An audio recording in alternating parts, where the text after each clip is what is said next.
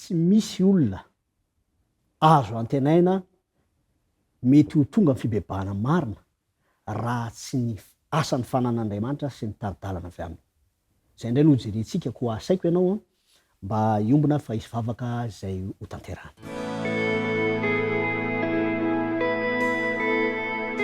Tompo Andriamanitra, isaorana ianao an-trano ny fafana mbola mandrailesina avy amin'ny teninao, fanamasina izay miasa mandrakariva ao am-posy ao an-tsaina, tarika anay ho amin'ny marina rehetra, koa tononana izany vavaka izany amin'ny anaran'i Jesosy Kristy. Amen. Efa hitantsika fa izany fanan'Andriamanitra izany dia afaka mampiaika antsika fa Jesosy Kristy no ivo ny drafitra ny famonjena. Jerentsika ihany koa talohan'izao fa ity fanan'Andriamanitra ity dia mampianatra antsika fa ny fivavahana amin'Andriamanitra dia fivavahana amin'ny tsy hita nefa misy, fampiasana ny finoana zany. Ary mbola namafisina fa izy ihany koa no manamafy amin'ny alalan'ny fanambarana izay efa nataon'Andriamanitra ray fa izaso ianao dia zanak'Andriamanitra, ary mbola mihery ny fanan'Andriamanitra io no manova atsika, manamboatra atsika ho mendrika ny mahazanak'Andriamanitra.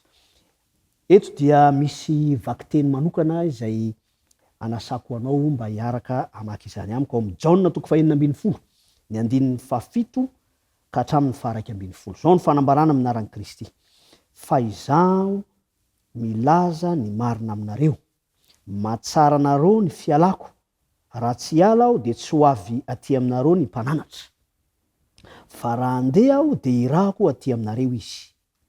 Ary raha tonga izy dia ampiaika izao tontolo izao ny fahotana, ny famarinana ary ny fitsarana. Ny fahotana satria tsy nino ahy izy, ny famarinana satria mankany amin'ny ray aho ka tsy mahita intsony ianareo, ny fitsarana satria ny andriny izao tontolo izao dia efa voatsara. Ry havana malala, ity asa manokana izay ataony fanan'Andriamanitra ity mampiaika izao tontolo izao ny amin'ny fahotana dia zava-dehibe ho antsika, satria raha toa ka tsy manaiky ny asan'ny fanan'Andriamanitra tokoa ny olona iray, ataony ahoana moa? Voalohany indrindra ny anaiky ny asan'ny tenin'Andriamanitra, idirantsika lalandalina kokoa hoe ny asan'ny lalàn'Andriamanitra, ny didin'Andriamanitra izay mampafantatra ny mety sy ny tsy mety, mampafantatra ny sitrapon'Andriamanitra sy izay tokony ho atao, tokony hiainana. Asan'ny fanamasina ny mampiaiky asa ianao ny amin'ny mety sy ny tsy mety. Isaorantsika Andriamanitra fa tombotsoa manokana izany, hevery hoe mandeha fotsiny ny fiainana kristiana, tsy misy taridalana. Mety manana ny tenin'Andriamanitra isika, mety manana olona ihany koa isika izay mitaridalana antsika, ireo ataontsika hoe mpanompon'Andriamanitra, mpitarika ny fiangonana, mpampianatra, fa ilaitsika ny fanan'Andriamanitra fa atsika mahatakatra manokana ny fampiarana ireny, fampianarana ireny eo amin'ny fiainantsika andavanandro, ny mahakasika ny fiainantsika manokana. Ary eto ihany koa dia efa tanjon'Andriamanitra ny hamerina amin'ny laoniny ny mahazanak'Andriamanitra antsika, dia miasa izy indrindra amin'ny alalan'ny fibebahana. Ny mety nahazatra antsika dia ny hoe aoka ianao hibebaka, aoka ianao hifona, aoka ianao ahatsapa fa tsy mety ny ataonao. Asan'ny fanan'Andriamanitra zany tompoko. Ary na ny fanekena aza fa tsy mety ny nataoko mba ahafahako miaiky ho tonga amin'ny fibebahana dia mbola asan'Andriamanitra amin'ny alalan'ny fanahany.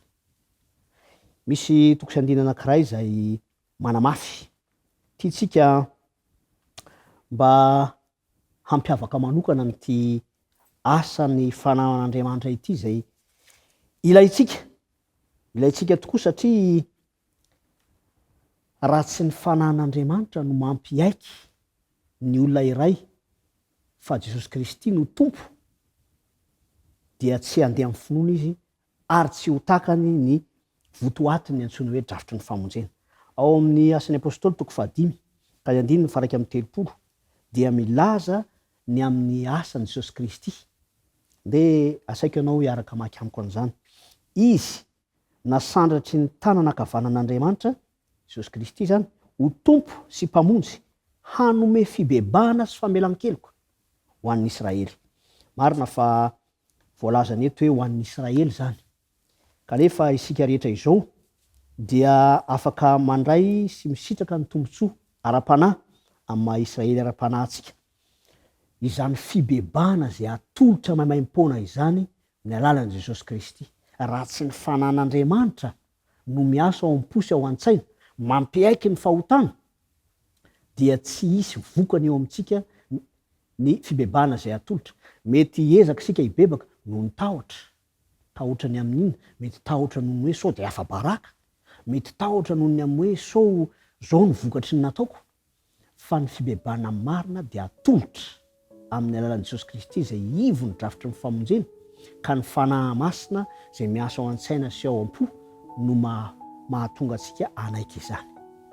Ahafahantsika manana ny fatokina miatrika fitsarana ihany koa. Koa tiako ny tondram-bavaka izany, fahazaonantoka izany, famelan-keloka tanteraka ao anatin'ny fibebahana marina. Koa asaiko ianao mba hiombona fa hisy vavaka ao tononona ny amin'izany. Saorana ianao Tompo ny amin'ny asany fanahy masina, mampiaiky ao Jesosy Kristy ho tompo, mpanolotra ny fibebahana, ahatonga anay hiaina izany fibebahana marina izany tokoa. Mampianara anay handeha mifinoana anaiky ny asan'ny fananao ao am-posy ao an-tsaina, ary ao koa zava-misy eo amin'ny fiainanay tokoa zany hoe tonga ny fibebahana marina izany. Tonona ny vavaka amin'ny anaran'i Jesosy Kristy. Amen.